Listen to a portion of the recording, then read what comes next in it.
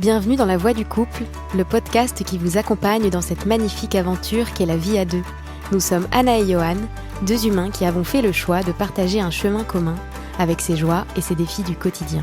Pour nous, le couple est un espace fascinant qui invite à l'introspection et offre des possibilités d'épanouissement sans limite. Parce que vivre, c'est apprendre à toujours mieux aimer, nous avons à cœur de vous partager les épreuves et les enseignements que nous tirons régulièrement de notre expérience du couple, pour grandir ensemble. Alors que vous soyez ou non en couple, passionné de relations humaines ou amoureux de l'amour, ce podcast est fait pour vous. Cheminons ensemble sur la voie du couple. Bonjour à tous. Bonjour.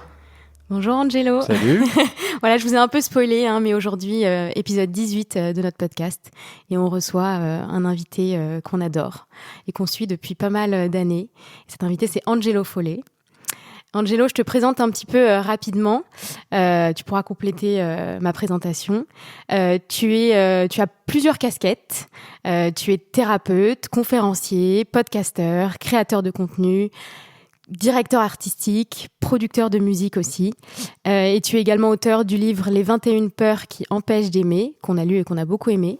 Nous, personnellement, moi je sais en tout cas que je t'ai connu avec ton podcast « Balance ta peur ». J'écoutais pas mal de podcasts à l'époque et j'étais tombée dessus et j'avais adoré. Et du coup, après, j'avais été te suivre sur ton réseau social, sur Instagram. Toi, je crois que c'est un petit peu pareil, Yo-Yo. C'était via le podcast aussi ? Comment ? C'était via les réseaux. Moi, c'était via le podcast. Et ensuite, je t'ai suivi sur les réseaux suite à ça. Et du coup, tu communiques sur plein de sujets sur tes réseaux sociaux, sur du développement personnel, de la psychologie, la santé mentale. Et tu parles aussi beaucoup de relations amoureuses. Et c'est pour ça qu'on a décidé de t'avoir au podcast et que tu as gentiment accepté. Toi, je sais que t'adores Angelo, Yo-Yo. En fait, on s'était croisés à l'époque. On s'était croisés parce qu'on avait fait... à l'époque, j'avais un podcast avec un pote qui s'appelle Simon. Ouais. Et on t'avait invité, t'étais venu. Et ça avait été un peu... Ça avait un épisode qui nous avait beaucoup marqué. Ouais. Vraiment. C'est-à-dire que je me souviens qu'on avait discuté de sujets qui nous avaient marqué. Et en fait, on a carrément arrêté le podcast quelques temps après. Non, je te jure, c'est une vraie histoire. Hein. Parce qu'en fait, on a un peu eu les réponses dont on avait besoin. Avec cette interview, tu vois. Et on était en mode, non, est-ce que ça sert encore qu'on fasse des trucs, tu vois. Je dis, en fait, non. Tu vois, donc on a arrêté, quoi, tu vois. C'est marrant. Et c'est marrant. Et donc, du coup, ouais. Je sais pas s'il est encore dispo ce podcast d'ailleurs. 1er janvier. Ouais, il s'appelait 1er janvier. Je sais pas l'épisode où ils arrêtent. Après, c'est... Mais voilà, donc c'est une vraie histoire. Et ouais, c'est vrai que moi j'ai toujours trouvé que ce que tu faisais était inspirant. On a un parcours qui se ressemble un peu parce que moi je suis directeur artistique aussi en musique, réalisateur quoi en gros. Et puis là, je suis en train de me former pour devenir thérapeute. Donc voilà, donc ça résonne. Et puis moi voilà, j'avais adoré ta façon de parler aussi du développement personnel, même si c'est pas, voilà, on en reparlera après derrière. Mais voilà, ta façon de parler de relations, de spiritualité, voilà, ça nous avait beaucoup touché. Ça nous avait aussi influencé même pour ce podcast. Ouais. Parce que je pense qu'il n'y aurait pas eu La Voix du couple s'il n'y avait pas eu Balance ta peur. Parce que ça nous a nous-mêmes, tu vois, incité. En fait, on s'est dit que c'était possible aussi de parler aux gens à travers Instagram, tu vois. Et malgré les contraintes du format, quand même de parler de quelque chose, d'une intimité, d'une vulnérabilité qui pouvait résonner. Et en fait, le pari a été gagnant puisque on a trouvé, tu vois, un écho auprès des gens. Et voilà, donc ça a été une vraie source d'inspiration. Donc voilà, c'est pour ça que c'est vraiment un honneur pour nous de t'avoir aujourd'hui. Oui. Et on a hâte de rentrer dans tous ces sujets-là. Voilà. Ouais. Bon, merci les gars. Je suis honoré là. Trop de. J'ai chaud là. Hein. Le gars, il arrête son podcast, il en fait un autre avec sa nana. Quelle sera la prochaine étape de ta vie que je vais orienter? C'est ouf. Non, mais c'est vrai que vous avez des parcours hyper similaires et à chaque fois que tu fais quelque chose, après on voit que tu l'as fait et on se dit mais c'est pas possible, il va croire que tu le copies. Oh non, en plus c'est pas. C'est hyper drôle. Je trouve qu'on habite dans la même ville, pour ça. Ouais, en plus on est voisins, tu arrêtes de me suivre. En plus on est voisins. Là, ça devient flippant. Franchement, ça devient flippant à un moment. Si t'appelles ton gamin Ulysse, là, moi j'ai commencé à me parler vite. Toi, tu veux une fille, donc. Ouais, pas bon, c'est pas parce que je veux que je. On ne choisit pas. On ne choisit pas, malheureusement. Non, mais bon, allez, on va peut-être rentrer dans le. Est-ce que déjà tu voudrais compléter un peu ta présentation Est-ce qu'il y a des choses que j'aurais oubliées dans ton parcours Non, t'as rien oublié. Non, c'est très. Parce que c'est très exhaustif. Ok, très bien. Alors j'aimerais revenir un petit peu sur ce que tu dis dans ton bouquin, qui m'avait marqué, puisque c'est même dès le début du bouquin, tu dis concernant l'amour que l'illusion qui berce nos peurs réside dans l'idée que l'amour est une destination et que le couple doit en être la matérialisation. Et moi je mets cette phrase directement en lien avec la question signature du podcast, qui est: est-ce que pour toi le couple peut être une voie, oui ou non? Ah oui, d'accord, je comprends mieux votre titre. Ouais, c'est ça.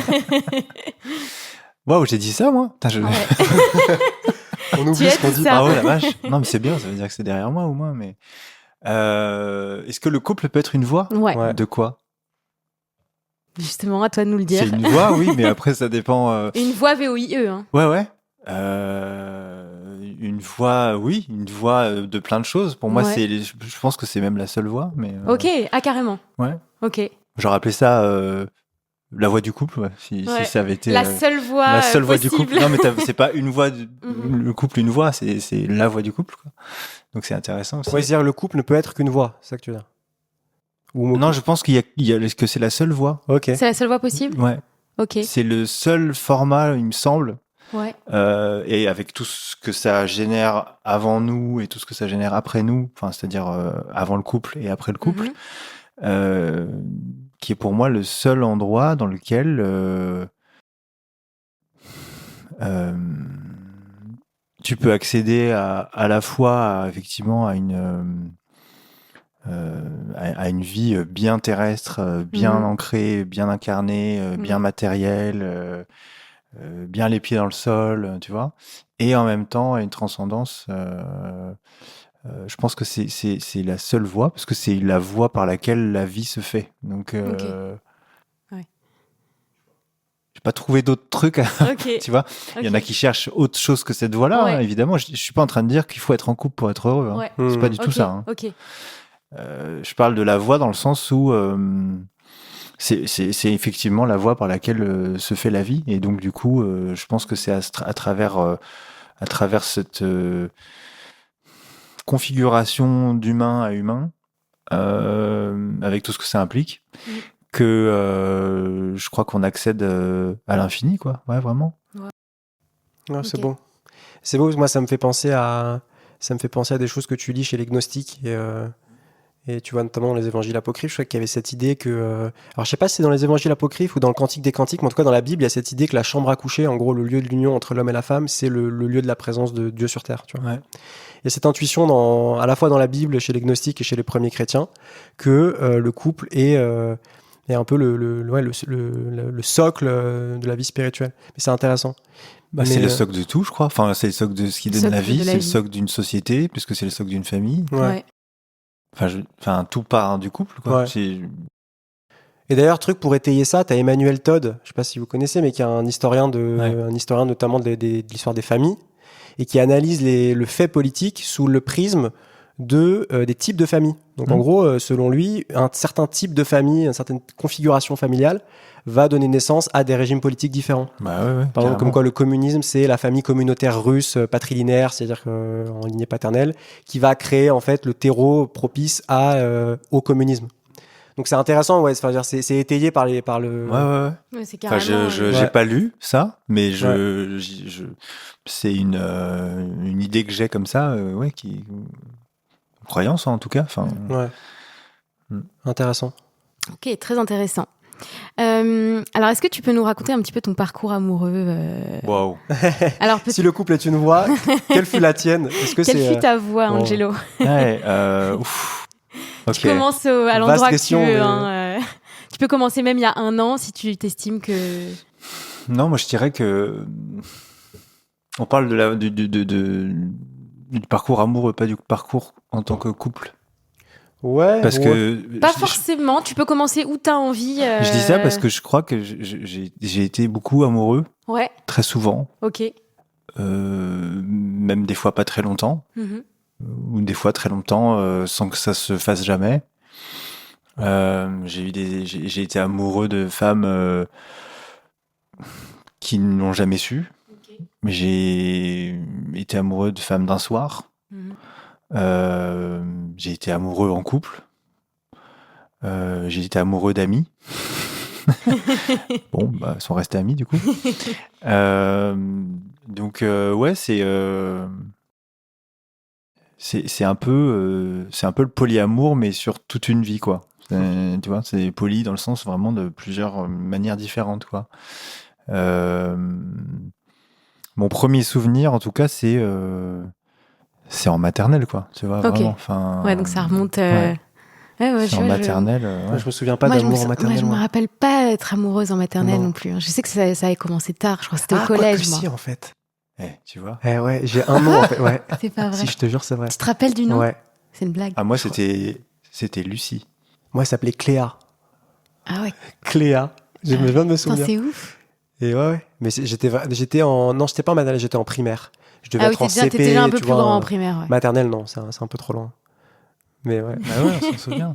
Donc c'est un amour qui est pluriel, qui est pas toujours consommé, qui est pas toujours vécu de manière réciproque, qui est assez réservé quand même. J'ai un parcours amoureux où je suis pas. T'es pas un gros dragueur? Je suis pas très. Si, je suis un gros dragueur, mais je suis pas très. mais je suis pas très expansif. Ok. En amour, quoi. Ok. Si ma nana, elle sait que je l'aime, c'est parce qu'elle le sait. C'est pas parce que D'accord. je lui dis tous les jours, quoi. Ok. Tu vois, Ok, je vois.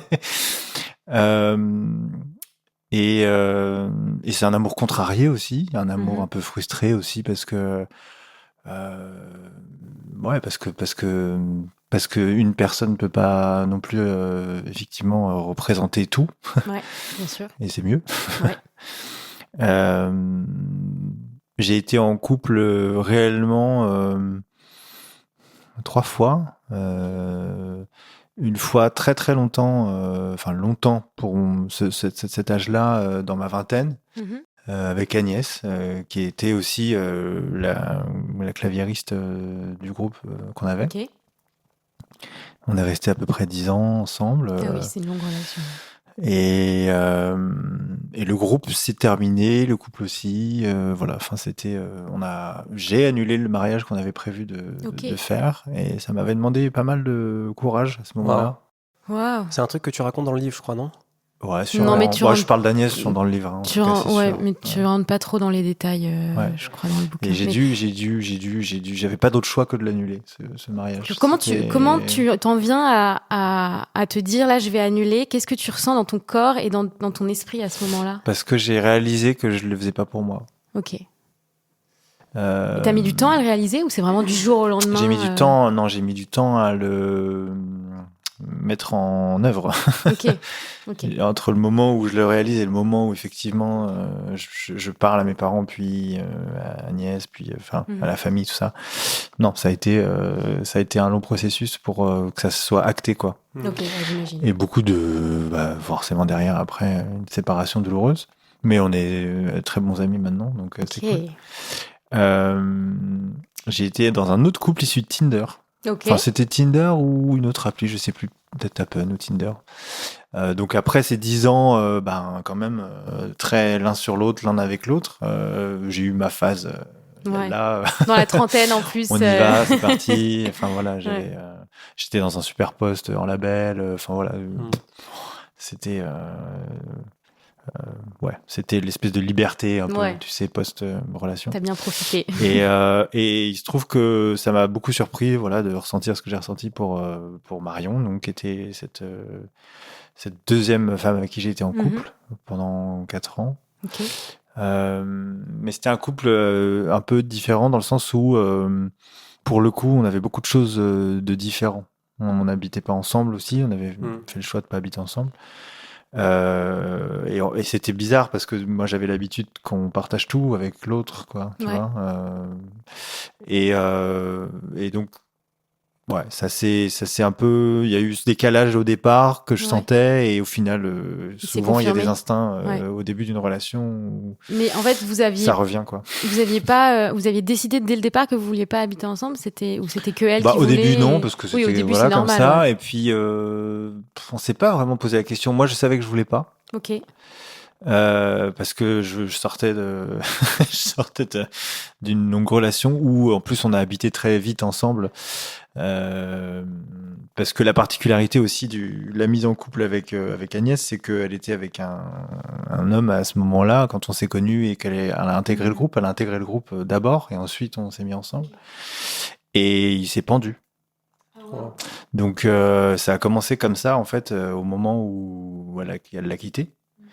Et en fait ça a comme je pense que c'est aussi pour ça que j'étais carrément prêt à aller aussi loin que me marier, pas pour moi. Avec le recul, il y avait vraiment quelque chose qui nous a soudés de faut pas qu'il soit mort pour rien quoi. Ouais, ok. Ah ouais. Wow. Donc c'est fou. Voilà. Bon. Et voilà. Et puis le troisième couple aujourd'hui, c'est avec Estelle, avec qui on a Ulysse, qui est notre fils. Ok, vous êtes rencontrés comment? Et on s'est rencontrés parce que elle a vu mon contenu. Ok. Et elle était inscrite à une salle de yoga dans laquelle je faisais des journées, des journées d'atelier. Mm-hmm. Et elle a fait une journée d'atelier sur la peur. Rien du tout, hein. Professionnel. Et puis un mois après, il y a eu, j'avais organisé au même endroit un cercle de parole sur le couple. Mm-hmm. Et il se trouve qu'elle avait tanné son mec de l'époque pour venir et qu'il a jamais voulu finir. Donc elle est venue toute seule. Il aurait dû.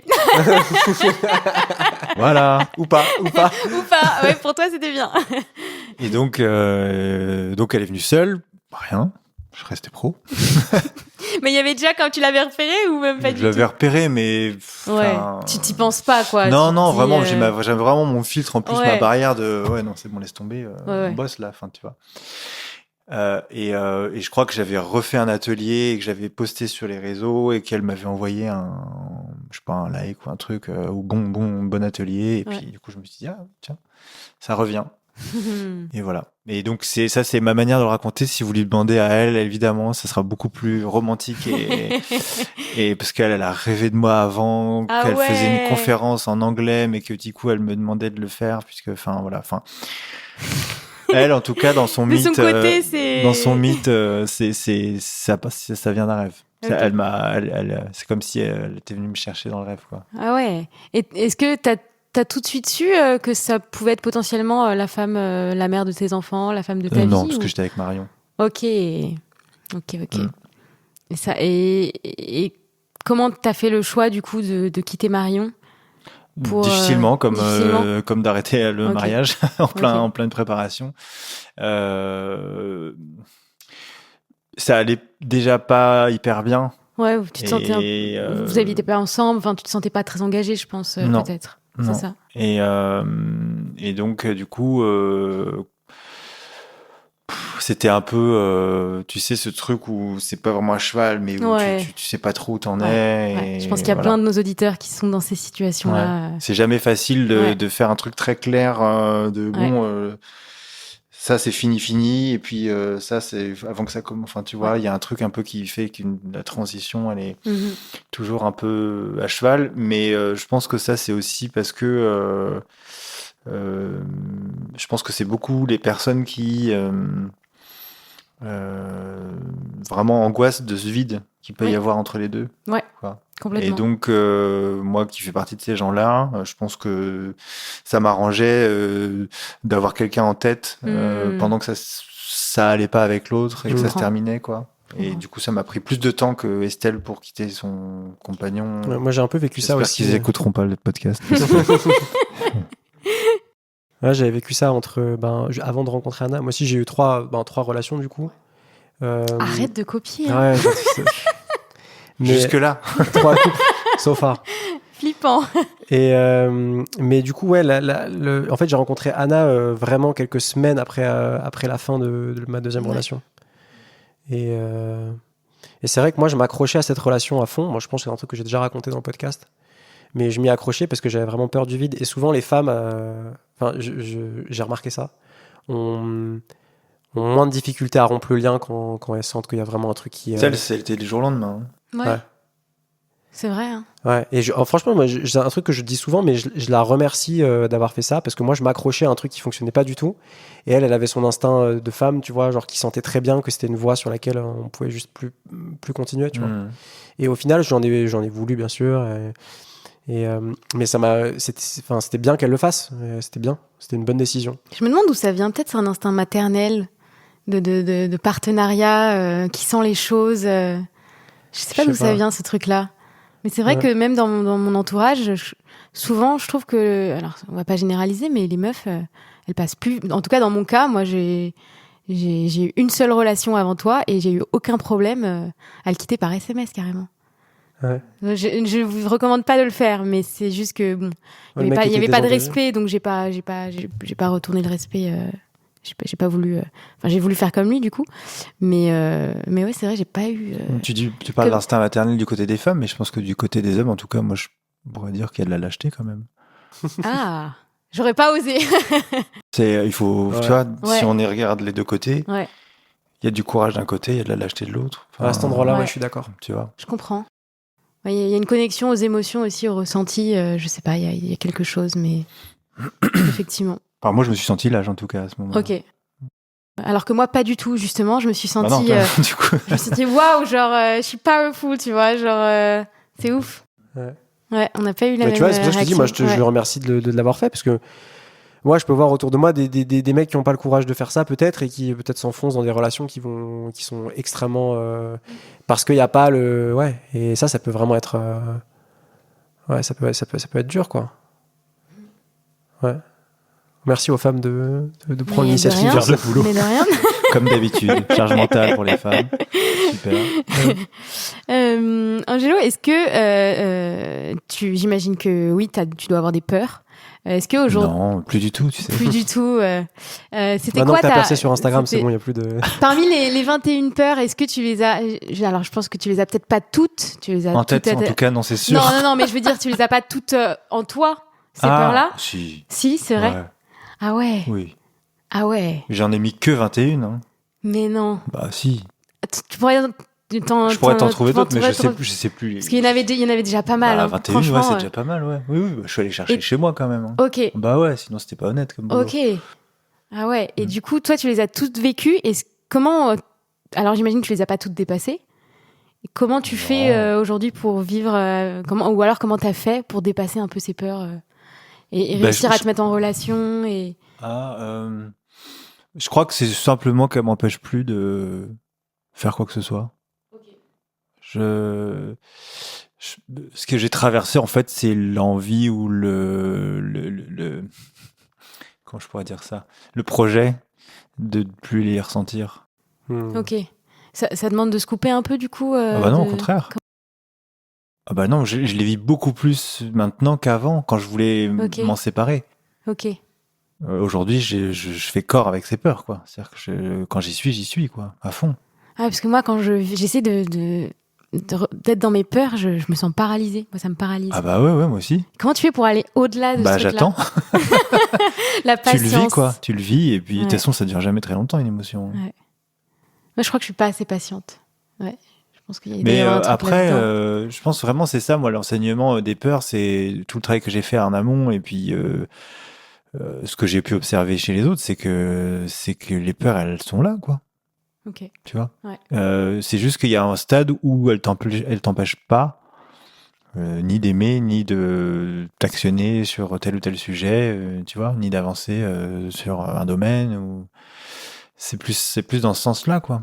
Ok. Et puis après, il y a aussi que je reconnais la peur comme une excitation aussi. Tu changes ton point de vue, en fait.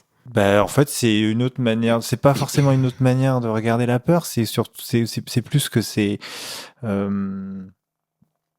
Si je prends de manière très physiologique ce qui se produit quand j'ai peur, c'est exactement la même chose que quand je suis excité de faire un truc. À peu près, tu vois.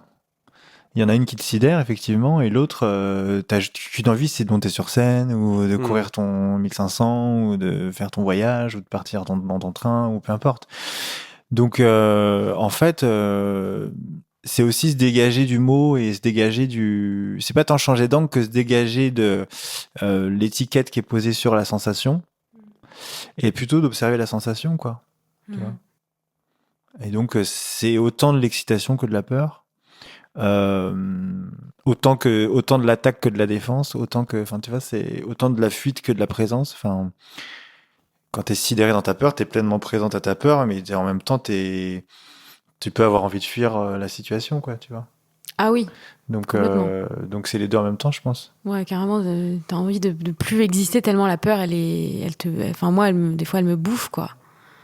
Je me dis, je préfère disparaître carrément que de traverser la peur.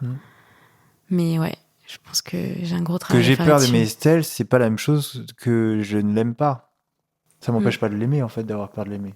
Tu vois ? Ok, je vois. En fait, j'ai peur de l'aimer justement parce que je l'aime. C'est vrai. Sinon, j'aurais pas C'est peur de vrai. l'aimer. C'est vrai. c'est ça le titre du livre. Ouais, tu vois. ouais. Mais carrément. Mais je pense qu'il y a certaines peurs aussi qui sont. Je pense qu'il faudrait faire peut-être une typologie des peurs parce que c'est vrai qu'on met sous le mot peur énormément de choses. Et je pense pas que toute peur soit égale par ailleurs, et surtout dans un contexte qui est un certain individu. Je m'explique. Je pense qu'il y a des peurs qui vont être qui résonnent pas sur des choses très profondes, donc qui sont plus facilement dépassables peut-être. Et là, ça va peut-être résonner sur des choses, effectivement, peut-être un truc d'excitation qui peut se ressentir comme ça et qui peut être dépassé du coup. Et il y a d'autres peurs qui vont résonner sur parfois des trucs très profonds, des trucs d'éducation, des trucs de... Des croyances très ancrées. Des croyances très ancrées qui viennent on parlait tout à l'heure de le couple comme seule voie, c'est aussi, la voie de transmission de certaines peurs, parce que à travers la transmission, à travers l'éducation, tu transmets le cadre qui parfois, en fait, par sa rigidité, empêche parfois les enfants d'envisager que c'est possible de dépasser cet endroit-là, tu vois. Et donc c'est pour ça qu'il y a certaines peurs qui sont plus facilement dépassables que d'autres, j'ai l'impression. Oui. Ouais. Quand je parle de cette peur excitation, effectivement, je parle pas des angoisses. Hein, ouais, c'est pas la même chose. qui sont aussi, voilà, il y a des traumatismes. Non, là, on parle d'autre chose. Les peurs, pour moi, c'est vraiment la partie superficielle qu'on traite, qu'on peut traiter par soi-même, quoi, je veux dire. Ouais. Bah, tu vois, nous, je pense qu'il y a une peur en ce moment qui revient énormément. Je me livre un peu là. Je pense qu'on est un peu à côté du sujet du couple, mais c'est quand même lié. C'est le fait que moi, j'ai tendance à rester dans le cadre que mes parents ont voulu pour moi. Tu vois ? Moi aussi. Et en fait, la deuxième partie de ma vingtaine, et même on va dire carrément ma vingtaine, ça a été une espèce de lutte pour récupérer de la liberté à l'intérieur de ce cadre. Et en tout cas, avec les paramètres que j'avais, d'essayer de créer ma propre réalité, tout en ménageant un petit peu les sous-entendus du cadre derrière. C'est-à-dire, en gros, briser un peu le cadre en allant vers ce que j'aime, mais sans trop le briser non plus, quoi. Tu vois, en essayant de ménager un peu les deux. Voilà, pour faire plaisir quand même. Voilà, aux parents. Et en fait, j'ai l'impression que société. cette position, là, maintenant que je commence ma trentaine, est plus tellement tenable. Il y a des trucs où je sens qu'il y a des... C'est-à-dire, pour continuer à aller dans le chemin vers soi, là, il y a des moments de rupture, tu vois. Et ça passe par tout simplement tu vois, des choix de vie, des choix professionnels. Moi, ça résonne beaucoup là-dessus en ce moment sur des choses liées, tu vois, liées au fait que vivre à Paris, ça coûte une blinde. Avec les métiers qu'on fait, avec les métiers qu'on fait, c'est dur. Et avec les métiers qu'on fait, tu vois, genre, Anna, toi, t'es dentiste, mais tu bosses pas. Je suis à mi-temps. T'es à mi-temps, et puis tu fais honnêtement ton métier, et du coup, enfin voilà. Du coup, je gagne pas ma vie. Aussi bien qu'on penserait, quoi. Pas assez pour Paris, en tout cas. Ça, c'est sûr. Et moi, pour ma part, je suis musicien, je suis compositeur, donc je suis payé en royalties, et tu vois, et en droit d'auteur, donc complètement aléatoire. Hein. C'est hyper aléatoire. T'as une SACEM où tu vas avoir de l'argent pour vivre 3 mois, d'autres où tu te dis waouh, comment je vais faire, tu vois, enfin voilà. Et en fait, on essaie d'adapter notre mode de vie à ce qu'on, tu vois, à notre, je sais pas comment le dire. Non, en fait, tout simplement, le cadre qu'on nous a donné, qui était un cadre qui était de vivre à côté de Paris, tu vois, avec des parents qui ont eu peut-être des professions qui leur ont permis à une époque où c'était moins cher et tout ça, d'être plus stable et tout. Et du coup, bah là, ouais, nous, voilà, on est là maintenant en 2024 avec l'inflation, avec tous ces trucs-là, et à essayer en fait et ça génère un cadre aussi ce truc-là, parce que en fait, quand tout est cher et que t'as des métiers en plus qui sont, tu vois, où tu peux facilement t'isoler aussi, ou tu vois, tu peux rapidement te retrouver chez toi avec pas beaucoup d'horizons, tu vois, avec aussi des problèmes financiers au sens où tu te rends compte que en fait tout coûte trop cher. Et là, je me rends compte qu'avec les nouvelles voies que je suis en train de faire, je me forme en thérapie et tout, ben ouais, je suis pas sûr de rester. Et ça me terrifie en fait. Ouais, Je pense qu'on est tous. Tu vas certainement déménager en même temps que moi. Mais où vas-tu aller, Angelo? À Bordeaux. À Bordeaux. Comme ça, non, mais je prends Bordeaux. Comme ça, au moins. Ah, tu réserves Bordeaux. Lyon. Voilà. Non, mais c'est probablement le projet, en plus. Ouais. Vraiment. Ouais. Mais je pense que ce que vous êtes en train de dire, au contraire, ça a vraiment à voir avec le couple. Hein. Il y a beaucoup de gens qui confondent le couple et l'amour et qui ont l'impression, quand ils parlent d'amour, qu'ils parlent du couple. Mais le couple matériel, le couple financier, c'est une des sphères du couple. Carrément. Qui a rien à voir avec l'amour. Ouais, c'est vrai. Et pourtant, faut bien composer avec ça, il faut bien créer avec ça et s'entendre là-dessus, quoi. Donc, pour moi, vous êtes en plein dedans. C'est juste qu'on parle pas d'amour, mais on s'en fout. Ouais. C'est la voie du couple, c'est pas la voie de l'amour. On parle quand même d'un partenariat où il faut gagner sa vie. Vous payez le même loyer. On paye le même loyer, on a des frais communs. Mais tu vois, c'est marrant ce que tu dis, parce que ça me fait penser à un truc que j'avais lu et qu'on avait dit, c'est qu'on a tendance à dire, bon, couple égale amour, donc tout ce qui ressort du couple doit être de l'amour. Tu vois, donc en fait, et donc ça peut même parfois mener, comme l'argent souvent aussi en France, c'est pas de l'amour, parce que l'argent c'est sale, parce que l'argent c'est à plein de niveaux. C'est mal vu, ouais. Ben, du coup, parfois on peut avoir tendance à l'externaliser, à dire bon bah on gère pas, en fait on met ça sous le tapis, c'est pas un élément à prendre en compte, tu vois. Ouais. Ou alors qu'on s'aime plus parce qu'on n'arrête pas de s'engueuler sur les thunes. Ouais. Ça n'a rien à voir, les gars. Ouais. Complètement. Ouais. Il y a différentes. Le couple a plusieurs visages. D'ailleurs, en thérapie de couple, c'est comme ça qu'on traite le couple. Hein, c'est qu'on travaille vraiment sur les différents aspects du couple et ce qui fait le socle du couple. Et le couple financier matériel est un des visages du couple qu'on travaille, quoi. Parce que ça n'a rien à voir effectivement avec ce qu'on ressent. Ah ouais, là pour le coup on n'est plus dans cette sphère là ça a plus à voir avec les croyances, avec oui, et puis les valeurs familiales, la famille, c'est clair, chez les moi, modèles, tu vois, machin, ou... c'est chez moi on partage tout, ou alors chacun son compte, chacun se débrouille, ouais, c'est vrai. On avait fait un épisode sur l'argent d'ailleurs, le couple et l'argent. Mais c'est hyper important en thérapie de couple quand tu poses la question de qui paye quoi, parfois alors qu'ils viennent pour une problématique sexuelle, tu vois. Ben, déjà ils sont étonnés, je dis, mais pourquoi parce que c'est fondamental, parce qu'en fait ça a des répercussions sur tout. Et donc il me semble que l'aspect matériel du couple c'est essentiel, quoi. Ouais. Carrément. Bah ouais.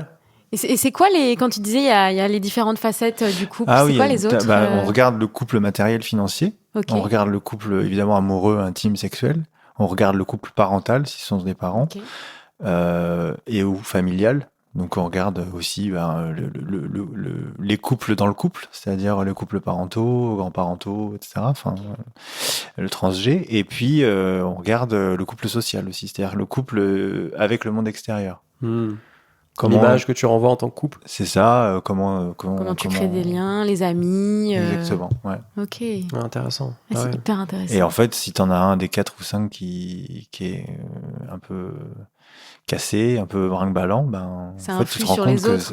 Tu te rends compte que c'est et parfois tu sens que t'as l'impression que t'as un couple qui vient parce qu'il y a une problématique dans une de ces sphères alors qu'en fait elle est ailleurs. Ouais, carrément. Bah ouais, c'est intéressant. C'est vrai, on a déjà eu des disputes comme ça où on parle d'un truc, on pense qu'on se dispute sur ça et après on creuse un peu et en fait c'est carrément autre chose. On se disputait par rapport, c'est autre chose qui ressort en fait, qu'on n'osait peut-être pas aborder. Plein de fois ça nous est arrivé. Hein. Ouais, j'ai l'impression que je pense que chaque génération doit faire ça, hein, c'est-à-dire prendre ce qui lui paraît bon dans ce qu'on lui a transmis et construire une réalité neuve face aux choses justement qui nous déplaisent dans ce qu'on a reçu. C'est pas facile, hein. Mais c'est un taf. C'est le plus dur, je trouve. Et j'ai l'impression que c'est surtout à la trentaine, s'il y a des trentenaires qui nous écoutent, J'ai l'impression que c'est surtout à ce moment-là, tu sais, la vingtaine, t'as découvert un peu. La trentaine, je sais pas, je trouve qu'il y a un truc où tu prends tout au sérieux un peu. Je sais pas, j'ai Après, la l'impression. trentaine, c'est normal, c'est parce que c'est aussi que le cerveau a fini de se former vers 28 ans. Donc, en fait, on naît à peu près à la trentaine, quoi. Ouais. Et du coup, tu sors de l'œuf, quoi, à ce moment-là. Et là, tu te rends compte que il y a que toi qui peux choisir, C'est ça. que tout repose sur tes épaules. Ouais. Que tes parents seront pas là toujours. Que tout le monde va crever à un ouais. moment donné, que toi aussi, que ton corps c'est plus le même qu'à 20 ans, que, enfin. Donc oui, la trentaine c'est un sacré passage. Ouais. Donc voilà, si vous êtes pas encore Si vous êtes trentenaire, déprimé, bah, c'est normal. et si vous êtes dans votre vingtaine, profitez. Malheureusement, qu'on ils peut peuvent vous pas dire. parce qu'ils sont trop informés les jeunes là. Ouais, c'est vrai. chaud, ça. C'est Ils ça savent qui est trop de dur trucs, aussi. Ouais. c'est terrible. Il y a c'est plus terrible. d'innocence, tu Ah bah vois. Il y a non, c'est plus. fini. Ouais. Nous, on a pu en profiter un tout petit peu parce que moi là, j'ai que 29 ans, donc j'ai pu quand même en profiter un petit peu. Mais les débuts de ma vingtaine, quoi. Ouais. Après, ça a commencé. Ah non, mais moi j'ai profité de l'absence d'internet et des smartphones et des réseaux sociaux. Donc si tu veux, quand tu veux un truc, tu vas le chercher, quoi. Ouais. Vraiment. Tu vas aller voir quelqu'un, tu sonnes à la porte, quoi. Ou t'appelles chez les parents pour dire bonjour, est-ce que Kevin est là, est-ce que machin, tu vois. Tu t'attends au point de rendez-vous en espérant que le mec se pointe. On a oublié de faire ça. genre, on sait T'imagines plus le temps comment que ça marche. prend et Ouais. alors que là, en gros, dès qu'on nous ghost 5 minutes, ça va pas, quoi. Ouais. Ouais, c'est fou. Ouais. Prochaine petite question que je voulais te poser. Toi, en tant que thérapeute, est-ce que t'as dû constater peut-être qu'il y avait... nous, on le voit un peu avec le podcast. On reçoit on énormément reçoit que ça. Hein. de questions. Ah ouais, c'est génial. Énormément de questions, comme si vraiment le couple et la relation amoureuse, c'était vraiment un problème civilisationnel presque. Est-ce que toi, tu ça, c'est ressens moins ce génial, truc-là mais- Est-ce que tu ressens ce truc-là Vraiment, les gens se posent beaucoup de questions, mais beaucoup de questions. Est-ce que on n'a pas l'impression que ça revient un peu ce truc de l'innocence aussi, tu vois Peut-être qu'avant, les gens se posaient moins de questions et ils se mettaient en couple parce qu'il fallait se mettre en couple. Je dis pas que c'est bien, hein, ça a fait aussi beaucoup de dégâts. Mais est-ce qu'aujourd'hui, justement, cet accès à trop d'informations, c'est pas un problème pour se mettre en relation? Ce que je pourrais dire de la civilisation, hein, comme grand théoricien de l'histoire du monde, c'est que moi j'ai l'impression qu'il y a une fixation à l'adolescence. C'est-à-dire que j'ai l'impression que la plupart des gens et des jeunes gens, aujourd'hui, à l'heure actuelle, sont comme bloqués, comme s'ils avaient 14 ans, quoi. C'est-à-dire qu'il y a une... je sais pas comment dire ça, on le voit avec Estelle aussi, parce qu'elle est psychanalyste, donc... Une immaturité. Il y a une immaturité, mais qui est pas une immaturité ni d'un enfant de 5 ans, ni d'un nouveau-né, ni d'un pré-ado de 11 ans, mais de personnes qui, tu sais, c'est toutes les questions sur l'identité, toutes les questions sur à quelle communauté j'appartiens, donc le sentiment d'appartenance, toutes les questions sur le choix, la responsabilité, quelle voie je vais choisir, quelle étude j'ai envie de faire, quel bac, tu vois, dans quelle classe je vais aller. Très autocentré, l'espèce finalement, un de... peu. Oui. Oui. Bah, en fait, c'est une, si tu veux, à l'adolescence, la faille narcissique, elle est immense, puisque, en fait, il y a tout qui s'effondre à ce moment-là. T'as des boutons partout, tout le monde bouge, tout le monde change. Enfin, voilà, c'est une période qui est très difficile narcissiquement. Donc, t'es un peu dans l'extrême, c'est-à-dire que tu revendiques beaucoup ton identité, t'essaies de dire qui tu es, etc. Donc, très égotique aussi. Mais c'est sain à ce moment-là. C'est moins sain quand t'es président de la République, par exemple. Ouais. mais quand t'es un ado de 15 piges, ça va. Tu vois c'est normal, quoi. Tu vois, tu te cherches. Toute ressemblance avec... Enfin, bon. J'ai pas dit quel pays. Enfin, tous. Donc, et moi, il me semble que ces gens que vous côtoyez, qui vous posent des questions, que vous voyez, moi que je vois dans les cabinets aussi, sont un peu bloqués comme ça à l'adolescence, avec toutes ces phases toutes ces questions existentielles, Et aussi, même au niveau sexuel, au niveau de la sexualité, tu vois, il y a beaucoup de... je trouve qu'il y a beaucoup trop d'informations, justement, et de la mauvaise information. Et même si c'est des bonnes informations, des fois, il y en a trop, quoi. C'est trop intellectualisé, trop anticipé, etc. Et du coup, c'est vrai que il y a pour moi, c'est vraiment des angoisses d'ado, tu vois. Et je pense que ces angoisses d'ado font que, en tant que bon ado, ils savent pas comment être en relation, ils savent pas comment s'engager. Il y a le refus du choix. Ouais, ça Ouais. revient à la Ça peur de revient beaucoup, l'engagement. ça. Là, nous, si Ouais. tu veux buzzer sur Instagram, tu fais un post sur la peur de l'engagement. Là, Ouais. Ok. Ah ouais, non, Challenge accepted. C'est fou. Non, c'est vrai. Ouais. Mais je pense que tu le sais. enfin, Oui, je le sais. Ouais. Après, c'est comment dire. Après, il y a aussi les gens des réseaux. C'est-à-dire Ouais. qu'il y a des gens qui consomment les générations des consommateurs de réseaux sociaux et de ce type de contenu. Je pense que pas toute la population est comme ça, Oui. mais effectivement, ça véhicule une image, moi, qui me donne effectivement l'impression d'avoir des adolescents en quête d'identité, en quête de sentiment d'appartenance, euh, en quête aussi de sortir du lot. Il y a quelque chose comme ça qui est très fort, de vouloir émerger, de vouloir se définir, de vouloir... C'est bizarre, hein, cette espèce d'ambivalence entre j'ai envie d'être hyper original d'une manière ou d'une autre, Mhm. et en même temps, j'ai énormément besoin d'appartenir à telle ou telle communauté. Mhm. Du coup, t'es complètement fondu dans la masse quand t'es original parmi les originaux. Il n'y a plus personne qui ressort, quoi.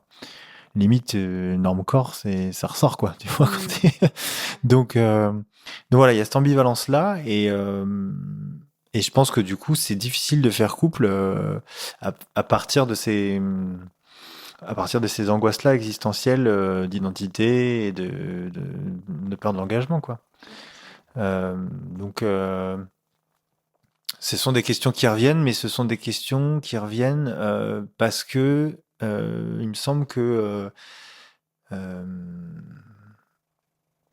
ces personnes-là, en tout cas, cherchent des réponses à ces questions de la même manière qu'elles chercheraient un tuto pour savoir comment démonter un pneu, quoi. Ah Alors ouais, ça, tu c'est vois, hyper ce que intéressant, tu ça. dis là, nous, parce qu'on fait des trucs, enfin, on a un format qui s'appelle Dr Love, Ouais. où en gros, on répond aux questions des abonnés. On essaie de faire un truc un peu généraliste pour pas essayer de rentrer trop dans le détail Ouais. des énergies qu'on peut ressentir parfois, parce que je m'est arrivé de me planter sur ça. Donc, du coup, on répond de manière assez globale. Et on utilise ces questions pour apporter peut-être un enseignement un peu, voilà, un peu. Et on retrouve souvent des questions qu'on a nommées QDL, c'est-à-dire questions de limite. Et c'est des Question gens de limite. questions de limite, Ok. parce qu'en fait, elles reviennent tellement qu'on a décidé de les nommer comme ça. Ah. Et en gros, c'est pourquoi c'est des gens qui te demandent ce qu'il faut faire dans leur situation. C'est-à-dire, en gros, Il faut faire à leur place. ce qu'il faut faire à leur place. C'est-à-dire, par exemple, ouais, mon mec me veut pas s'engager, c'est-à-dire que je suis Comment investi faire la relation et lui, en fait, je vois de plus en plus il s'éloigne. C'est vraiment une situation type, Ouais. mais je sais pas. Il y en a beaucoup. Là, j'invente. Ouais. Hein. Il dit qu'est-ce que je dois faire. T'as envie de lui répondre, mais en fait, la question n'est pas de savoir ce que tu peux faire pour le changer lui dans son rapport à ton couple. La question est de savoir ce que tu peux faire toi pour. Ouais. Donc c'est une question de ta limite à toi en fait. C'est pas. Qu'est-ce tu vois. que tu acceptes Et quand on fait des Dr Love, t'as, je pense sincèrement une question sur 3 minimum, genre qui est de cet ordre-là. Qui est de l'ordre, nous, Oui. on peut pas donner la réponse. C'est à toi d'aller chercher en toi et de faire ce travail et d'être patient. Et il y aura pas la réponse sur les réseaux sociaux, quoi. On peut pas la donner, en fait, tout simplement. Oui, bah quand c'est comme quand tu poses la question dans Google, quoi. C'est ça. C'est un peu pareil. Mais ce qui est interpellant, c'est surtout le faire, pour moi. La question du faire. C'est-à-dire comment faire. Moi, ça revient aussi en cabinet. Hein. Ouais. Bon, là, ils savent à qui ils ont affaire et dans quel contexte on est, donc ils savent que de toute façon, je répondrai pas à marchera cette pas. question. Mais c'est surtout que la plupart du temps, c'est l'action, c'est l'action, comment dire, qui a le plus de...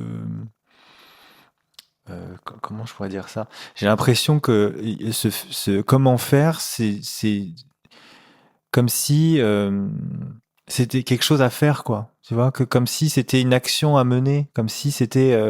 Et donc, il y a quelque chose aussi où on veut faire ou actionner quelque chose avant de se remettre en question, avant de se connaître, avant de questionner, avant de, tu vois, de laisser aussi du temps long, parce que en fait, les choses, malheureusement, viennent pas aussi vite qu'on le voudrait. et ça devient de plus en plus vite. Et ce temps organique là, la plupart des gens n'en ont pas conscience. C'est-à-dire s'il y a bien un truc qui a pas changé chez nous, c'est notre corps. Notre corps, il met toujours autant de temps à dormir, à se reposer, à digérer, à s'adapter à une lumière, à s'adapter à une distance, à s'adapter à une température. Ce corps-là, il n'a pas changé. Par contre, oui, effectivement, tout ce qui est autour de nous va beaucoup plus vite. Et que dans comment faire, il y a comment faire parce que c'est une habitude que tout le monde prend d'actionner quelque chose aussi rapidement que le reste, quoi. Sauf que c'est de eux dont on parle, là. Et eux, c'est pas des machines, quoi. Donc voilà, il y a aussi ça qui est pour moi important. Ça, ce que tu viens de dire, c'est essentiel. Je viens d'avoir cette conversation avec Alexis, où je lui disais exactement ça. C'est un ami à nous. Je lui disais, t'as le corps mental, et en fait, chaque corps qu'on a une vitesse qui lui est propre. Le corps mental va être parfois tendance à être très rapide. T'as le corps physique qui, lui, a des biorhythmes qui sont longs, quoi. Alors, c'est une pesanteur. La digestion, c'est des heures, ça prend des plombes.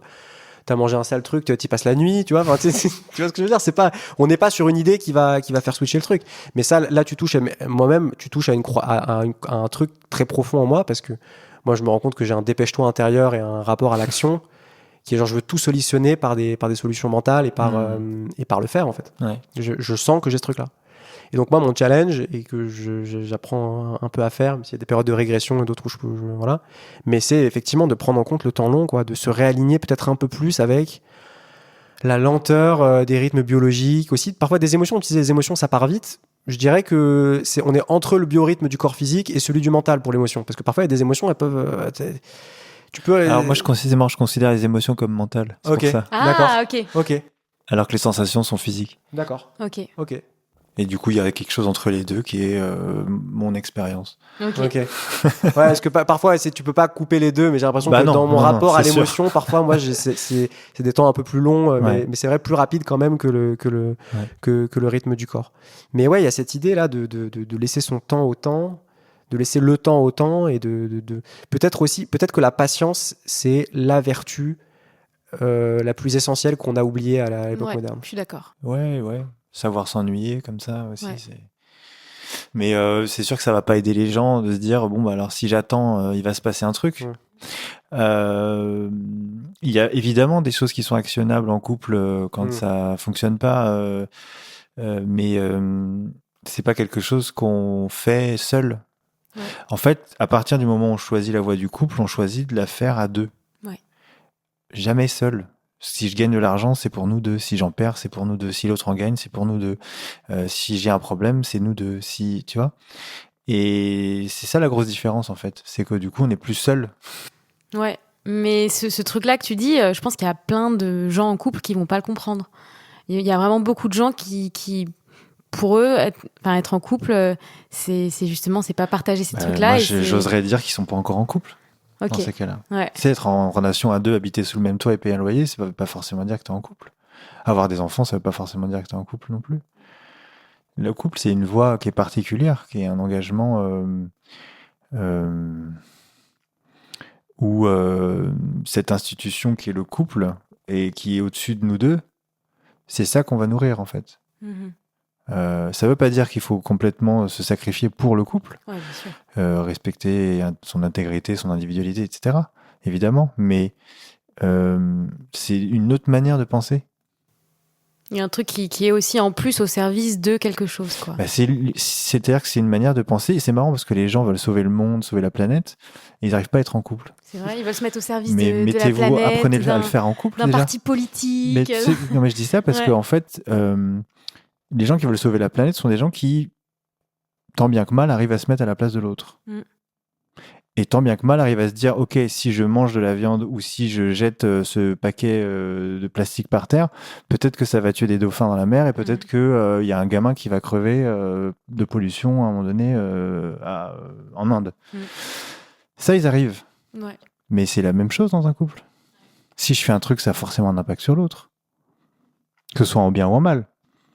Donc, pour moi, l'hygiène du couple, elle est essentielle si on veut avoir un impact plus large, quoi. Ouais, c'est ça. Il faut redéfinir le couple et le remettre à sa place comme tu le dis, quoi. Parce que je pense qu'il y a l'image C'est du couple est au-dessus de nous. hyper biaisée, quoi. C'est au-dessus de nous. Ouais. Et moi, ça me fait penser à 2 trucs. Le premier, c'est j'avais lu un truc d'un philosophe des Lumières qui disait, moi, je me marre quand je vois des gens qui veulent sauver des Indiens à l'autre bout du monde et qui sont pas capables d'aimer leur prochain à côté de autour Je d'eux. sais pas qui c'est, mais Donc, je sais plus, je crois que c'était Diderot ou un truc c'est comme un ça. mec qui me copie encore.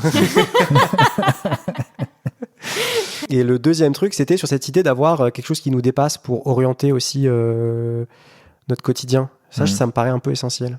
C'est un truc dont on a peut-être déjà parlé, mais c'est vrai qu'avec Anna, on a une vision du couple aussi ancrée dans des pratiques religieuses à certains endroits, tu vois. Et tu vois, je sais pas comment dire, il y a cette idée qu'il y a quelque chose qui nous dépasse dans l'alliance qu'on peut avoir tous les deux. Et je sais pas, comme une sorte de spiritualité, ou je saurais pas vraiment très bien le décrire, mais en tout cas c'est cette conscience aiguë qu'il y a quelque chose qui nous dépasse dans le fait d'être en couple et que c'est pas seulement 2 individus deux contractants en fait qui fixent, tu vois, qui font une transaction économique avec ça me plaît, ça me plaît pas. Il y a ça, mais il y a quelque chose en plus. Ça joue aussi, bien sûr, il y a des endroits il en faut de ça.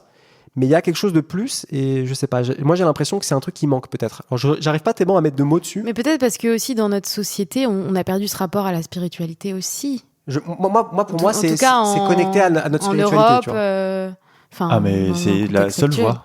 Ouais. C'est ce que je disais. Ouais.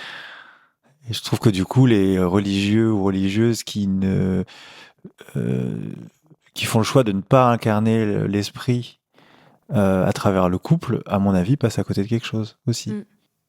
Ouais. J'ai pas de jugement là-dessus, hein. C'est une voix comme une autre. Mais... Jean-Yves Leloup, c'est un témoignage. Hein. Ouais. C'est... Mais t'as Jean-Yves Leloup qui a vécu ça. Je sais pas si tu connais, c'est un mec absolument incroyable qui a été moine bénédictin, je crois, pendant longtemps. Et puis en fait, il a connu le couple, quoi, l'amour. Il a été excommunié et du coup, il est devenu prêtre orthodoxe, qui est une tradition qui autorise. Bah oui. Et c'est lui qui a traduit et commenté les évangiles apocryphes qui ont été découverts à Nag Hammadi en 1945.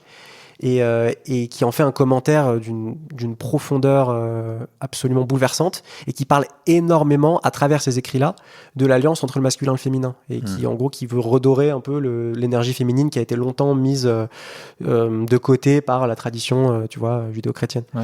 Et il fait un travail remarquable à cet endroit-là, c'est un truc dont on parle beaucoup dans l'épisode précédent aussi et ça me fait penser à ça. Je sais pas pourquoi tu me prêteras des bouquins alors. Avec plaisir. Oui, on en a plein. C'est notamment un évangile de Marie-Madeleine qui a été écrite, qu'on prête à Marie-Madeleine, qui était dont on apprend qu'elle était la compagne de Jésus. Bah ouais. Et on apprend que Jésus était féministe, tu vois, qui voulait, qui faisait participer Marie-Madeleine aux discussions à la synagogue, tu vois, parce qu'il était juif. Ouais. Et c'était très sulfureux à l'époque parce que les femmes n'étaient pas exclues du domaine de l'étude. Donc t'apprends des choses comme ça. Elles étaient exclues. Ouais. Et enfin voilà. Je sais pas pourquoi.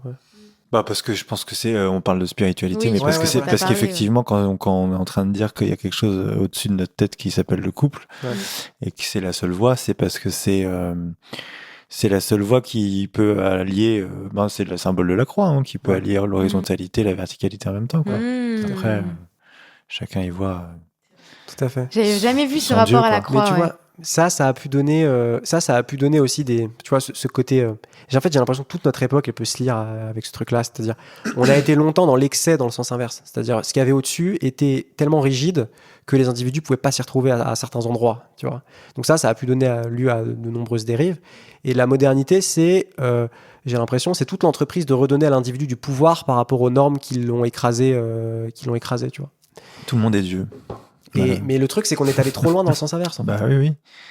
Oui, mais d'où qu'est-ce que je peux faire ? On en revient au tutoriel pour savoir comment être en couple. C'est que, en gros, qu'est-ce que je peux faire ? Parce que je présuppose que je suis tout puissant et que c'est à moi de faire les choses. Ouais. Mais quelle pression sur l'individu, en fait. C'est pour ça que la plupart sont figés. C'est parce qu'il y a tellement de pression que le mieux, c'est quand même de rester campé sur son... Ouais. Et même le milieu du dev perso.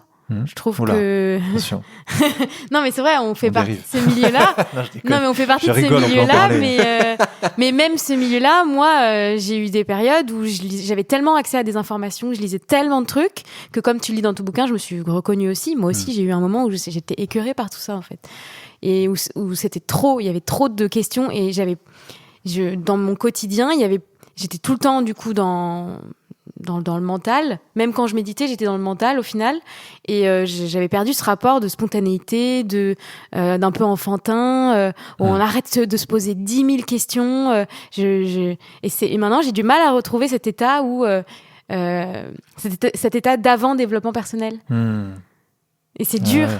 Et toi, ça me fait penser à ce que tu disais dans le livre, que tu disais que tu as dû désapprendre des choses. Oui. Alors moi, j'ai aussi, c'est aussi pour ça que j'ai fait le choix de la gestalt thérapie. C'est parce que c'est une pratique qui me permet, moi en tout cas, et je pense que c'est aussi ça fait partie des piliers de la gestalt thérapie, c'est de retrouver et de développer la créativité, tout en développant la conscience évidemment, mais c'est une manière c'est une approche qui m'a permis de vraiment apprendre ou réapprendre la présence. En fait, le développement personnel, j'ai rien contre à partir du moment où c'est pas de l'optimisation de l'humain. Quand c'est de l'optimisation de l'humain, on est sur du dev perso qui a été fait pour les entreprises et qui est fait pour pour produire plus, quoi. Et donc, à partir du moment où on est dans de l'optimisation humaine, à nouveau, on est dans comment l'humain peut devenir une machine, quoi. Que ce soit après dans du sport, moi j'aime beaucoup le sport de haut niveau, donc ça m'intéresse, tu vois, ces espèces d'aliens là qui font des exploits comme ça. Évidemment que là, on est sur des machines parce que c'est calibré pour ça, c'est fait pour. Mais c'est pas transposable, si tu veux, au psychisme pour moi ou à l'émotionnel ou au lien. Oui, le développement personnel m'a fucked up le cerveau pendant de nombreuses années, tout en m'aiguillant sur certaines voies spirituelles, dont la non-dualité qui m'a vraiment et qui continue de me soutenir aujourd'hui. Je suis supervisé par un gestalt thérapeute transgénérationnel non-duel, donc c'est pour dire à quel point. Moi, ça me parle presque il y a presque un peu de mystique là-dedans. Ah, je sais pas, peut-être. Mais quand je dis mystique, c'est parce que les traditions mystiques, j'ai l'impression, les grandes traditions mystiques, elles ne parlent que de ça, en fait. Ok. Enfin, j'ai l'impression. Hein. Donc c'est pas mystique dans le sens que c'est mystérieux et ésotérique. Non, c'est dans le sens où, dans le sens où les grandes traditions religieuses, j'ai l'impression, le fond du discours, c'est ça aussi, quoi. Enfin, en tout cas, moi, ça me fait penser un peu aussi au bouddhisme, ce que j'entends là. Sur le côté, la non-dualité, oui, la c'est non-dualité, hindouiste, oui, carrément. Ouais. Tu vois, cette idée que je peux pas exister indépendamment de ce avec quoi je suis en relation. Bah, oui. Ouais. Mais ça, c'est un truc dont on avait parlé aussi. Pour reprendre le train un peu de ce qu'on disait sur le développement personnel, il y avait un truc qu'on avait dit sur notre podcast qui avait beaucoup parlé, qui avait déculpabilisé, je pense, pas mal de gens, et ça avait fait aussi réagir. C'était cette idée que, tu vois, on démontait un peu cette idée qu'il faut être parfaitement bien avec soi-même pour être avec l'autre. Tu vois. Et on disait, mais en fait, pour mériter, enfin voilà, pour pouvoir entrer en relation avec quelqu'un. Et on se disait, mais en fait, là, ça présuppose qu'il faut mériter la relation. Ça présuppose qu'en fait, on est par définition des êtres seuls et que par un travail solitaire, on va mériter la relation. Et en fait, je disais, mais ce qu'on voit pas, c'est qu'on est déjà des êtres de lien à la base. C'est-à-dire, on est fait par le lien. Nous sommes ce que nous sommes grâce et de toute éternité grâce au lien, en fait. Enfin, tu vois, je ne suis pas qui je suis si je ne suis plus en lien avec tous ceux qui m'ont entouré et qui m'ont façonné tel que je suis. Et voilà. Et ça aussi, c'est peut-être un truc. Ça parle un peu de ce qu'on disait tout à l'heure, cette idée que on aimerait se croire une entité un peu au-dessus des choses, qui peut se construire elle-même par le travail, la volonté et tout ça. Et on refuse de voir qu'en fait, nous sommes inévitablement ce que tout notre environnement, dans le passé et dans le présent, font de nous. Ouais. Mais après, c'est l'existentialisme, c'est ça. Hein, c'est qu'est-ce que je vais faire de ce qu'on a fait de moi. Ouais. Ouais. Et donc, il y a, je pense aussi, un soin à apporter à notre environnement. C'est peut-être la conclusion. Oui. Du coup, dans le couple, l'environnement, c'est l'autre. Hein. Ouais. Mais oui, je pense que c'est la méritocratie, elle est partout aussi. Hein, donc, s'aimer soi-même, je sais pas trop ce que ça veut dire. Ouais. Je sais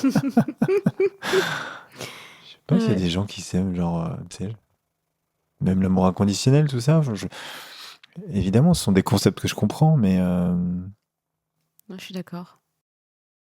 Mais il y a quand même des conditions, quoi. Quand on est en couple, je suis désolé, mais si tu tues quelqu'un, je suis pas sûr de rester avec toi, quoi. Ouais, complètement. Ouais. Ah non, moi c'est sûr. Hein. Non, c'est clair, moi non plus, je crois pas. Ah ouais, non, s'il y a des Moi, trucs je te vois pas que tu tellement tuer fais quelqu'un, mais. Non, mais s'il y a des trucs que tu fais où c'est... On sait pas, hein. Faut se méfier de pas, l'eau qui dort, on comme sait on T'as dit. dépassé on mes sait limites, pas. Ouais. à un moment, Ouais. bah, il faudra dire stop, quoi. Il y a pas d'amour inconditionnel. Et il n'y a pas de couple a priori aussi. Parce que ça, c'est quelque chose que je vois beaucoup. C'est-à-dire que des gens qui essaient de faire rentrer l'autre dans leur projet. Oui. Après, ça, on se dit soit ça marche jamais, soit c'est je tombe toujours sur des personnes qui sont pas disponibles. Mais en fait, il y en a peut-être pas beaucoup qui sont disponibles pour simplement être l'objet de ton projet, quoi. Ouais, c'est intéressant, ça. Tu vois? C'est-à-dire que en fait, c'est des gens qui ont écumé les applis, qui ont fait tu vois, les Parisiens, ils font des dates toutes les semaines, 10 fois par semaine, enfin, et ils passent des entretiens d'embauche, en fait, quoi. C'est pas du tout la même chose. Un entretien d'embauche, évidemment qu'il faut que tu rentres dans des cases, évidemment qu'il faut que tu colles aux valeurs de la boîte, que tu répondes à des compétences, etc. Mais là, on parle d'une rencontre, quoi. Et donc, la rencontre, c'est évidemment quelque chose où il n'y a pas l'information a priori, quoi. Donc, je pense que ça aussi, ça fait partie un peu comme on disait, des conflits un peu de la civilisation en termes de relations et de couple, quoi. Il y a quelque chose comme ça où, dans cette toute puissance adolescente, imaginaire, hein, parce que clairement, dès que la personne se rend compte qu'elle est impuissante, il y a tout qui s'effondre. Hein. Ouais. Mais d'ailleurs, je pense que c'est vraiment ça le fond du problème. Hein. C'est qu'il y a très peu de gens qui veulent quitter cette toute-puissance et qui, du coup, par peur de se sentir impuissants, se mettent pas en couple, quoi. Parce que, bah oui, tu changeras pas l'autre, mon gars. Donc, il n'y a rien de pire que ça. C'est pour ça que cette toute-puissance, elle est là aussi partout dans le développement personnel, dans les tutos, dans les comment on fait pour... parce que je sais que c'est moi qui ai la main, je sais que c'est moi qui ai le contrôle, je sais que c'est moi qui fais. Peut-être c'est un anxiolytique pour pas voir l'angoisse que ça crée de pas avoir la main sur l'autre, quoi. Complètement. Ouais. Ça nous parle, ce que tu dis. Ouais. Je sais pas, je vous vois... Très intéressant. Je vous vois à plusieurs endroits en même temps. Ici et là-bas. Et peut-être pour terminer, j'aimerais juste évoquer, parce que je crois que l'épisode est déjà assez long, j'aimerais juste... Désolé, je suis bavard, moi. Non, mais justement, c'est trop intéressant et c'est pour ça qu'on rebondit aussi. Juste peut-être pour parler de paternité, c'est vrai qu'on voulait en parler aussi avec notre invité, on n'avait pas eu le temps avant toi, et du coup là j'aimerais quand même en parler un petit peu. Ouais. Est-ce que la paternité c'est aussi magique qu'on le dit? C'est un tue-l'amour. Ah, ok. Ah bah oui. Ok. Bah il y a quelqu'un entre nous deux quand même. Il y a quoi? C'est de la jalousie? C'est quoi? Il y a de la on jalousie. partage l'amour? Il y a de la jalousie. Il y a évidemment que un enfant dans un foyer qui arrive dans un foyer comme ça fait remonter tout. Ok. Ça fait remonter tout ce qui est resté un peu en suspens, tout ce qui n'a pas vraiment été vu, tout ce qui n'a pas vraiment été digéré, traversé. Ça fait une altérité en plus dans la sphère sous le toit, c'est-à-dire que déjà tu négocies beaucoup à essayer de pas être trop en conflit avec un autre qui est juste pas toi, et ça c'est déjà très chiant. Il y en a deux. Ouais. Et maintenant il y a deux pas toi. Putain. Et en plus vrai. lui c'est pas elle, et donc du coup eux aussi sont différents entre eux, quoi. Donc t'es là genre ok, comment on fait? Donc ça change évidemment l'équilibre de la place. Des places. C'est un tue-l'amour, je pense, dans le sens du...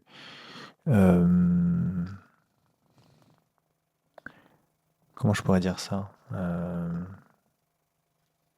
Dans le sens de l'amour très égocentré et préservé du couple à deux. D'un coup, il faut effectivement partager son amour, il faut t'en désaimes un parce que t'aimes l'autre et vice versa, enfin tu vois.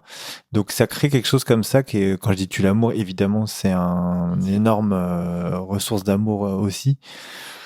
Mais disons que la paternité en plus c'est pas une place qui est, moi il me semble, facile. parce que ça remet en question aussi. Moi, je sais qu'en tout cas, ça a beaucoup posé la question de quel père j'ai eu. Et donc, quel père j'ai eu va définir un peu quel père t'as envie d'être, puisque soit tu vas faire pareil parce que ton père c'est un héros, soit c'est un gros con ou un mec qui a tout raté et tu vas vouloir faire mieux. Dans tous les cas, tu te plantes. Il faut juste faire comme toi, comme tu es, quoi. Voilà, mais bon, c'est pas facile. Mais c'est compliqué, ouais. C'est pas facile de trouver son style. Ouais. De trouver son style, de le faire accepter à la mère, parce que la mère, elle voulait aussi que tu sois un père C'est vrai. qui soit comme son père ou pas comme son père Bien du sûr, tout. Bien sûr. Et c'est là que les collusions de couple se jouent. La collusion, c'est vraiment ce qui se fait vraiment à deux, ce qui se fabrique à deux dans le couple, quoi. On appelle ça les alliances inconscientes aussi, hein, tu vois. Donc, il y a des couples qui se font parce que j'ai choisi justement un mec qui était complètement à l'opposé de ce que j'ai connu, en pensant que ça allait être mieux que ce que j'ai connu. Mhm. Sauf qu'en fait, c'est le même. Mhm. T'en as plein des couples comme ça qui disent putain, Ouais. je pensais qu'il était différent, en fait, il me fait la même. Ouais, c'est vrai, c'est assez commun. Donc voilà, donc c'est et donc je pense que pour le couple, si on revient sur le couple, la paternité, c'est une autre manière je pourrais dire que c'est une autre manière de me faire aimer aussi. J'ai une autre corde à mon arc, tu vois. Si je suis un bon père, elle m'aime un peu plus, quoi. Tu vois aussi. Si je suis un mauvais père, elle m'aime pas moins, mais bon, elle laisse Ouais. passer, quoi, tu vois. Et je pense que ça